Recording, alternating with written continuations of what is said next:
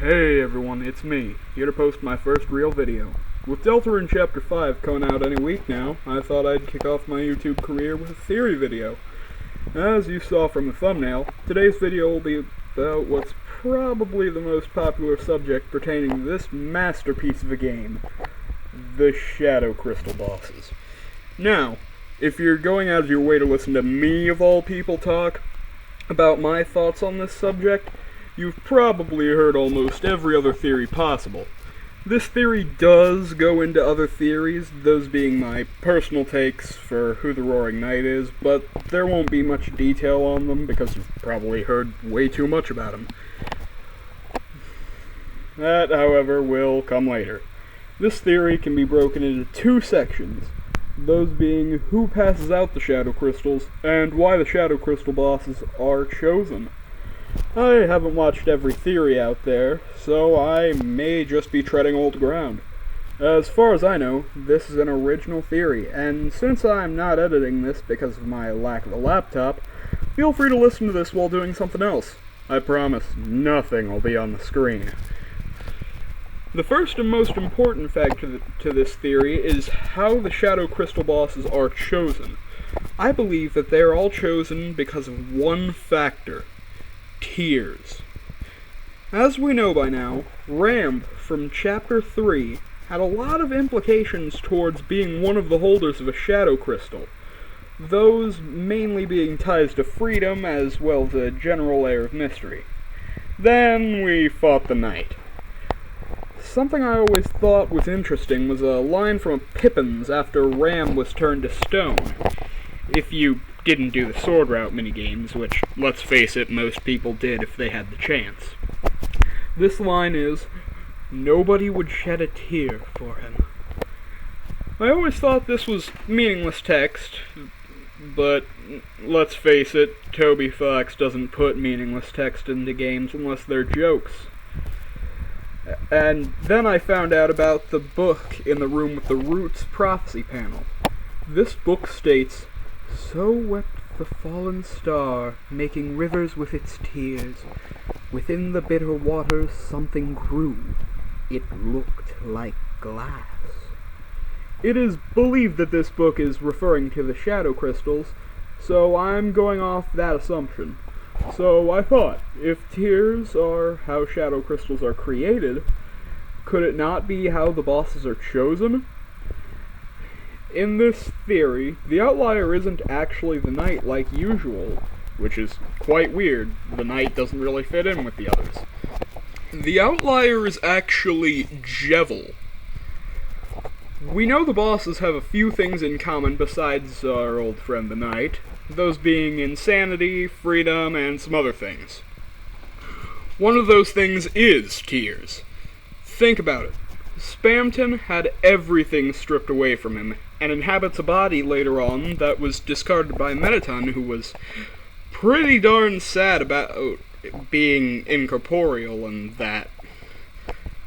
I'd say at least one of those is worthy of tears. Next is Gerson.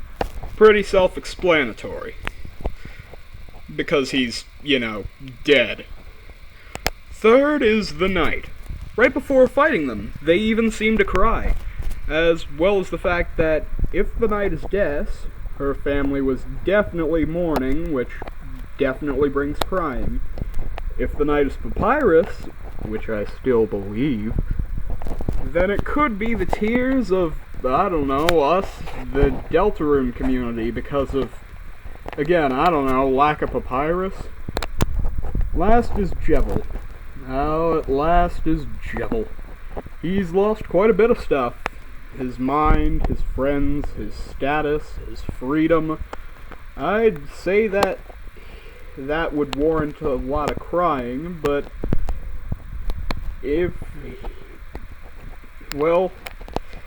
he's always laughing everything away anyways.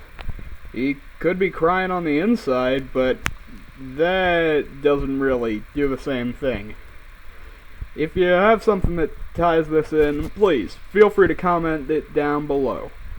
And now, let's discuss the theory on who passes out the Shadow Crystals.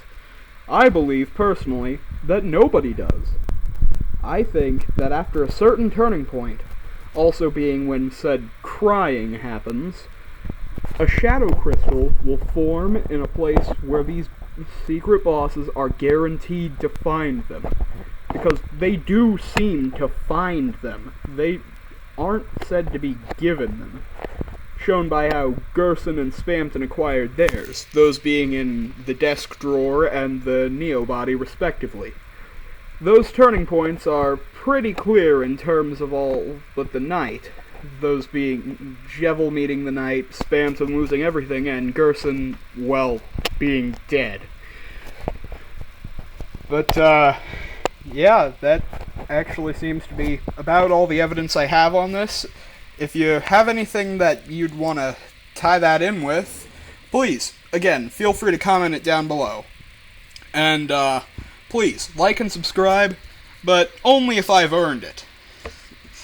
And I have a lot more planned in the future, specifically after Chapter 5 releases. And, honestly, the videos are going to be quite a bit longer because they'll have a lot more evidence. But everything else, really, that I could discuss about the subject is found in other theories, and I actually kind of referenced them. The whole egg room book thing? Yeah, most people tend to look at that as a connection between the shadow crystals and Gaster, or the shadow crystals and the Eggman, or the shadow crystals and the eggs, even. But, this is just my take on it. If you have a different take, please, again, share it.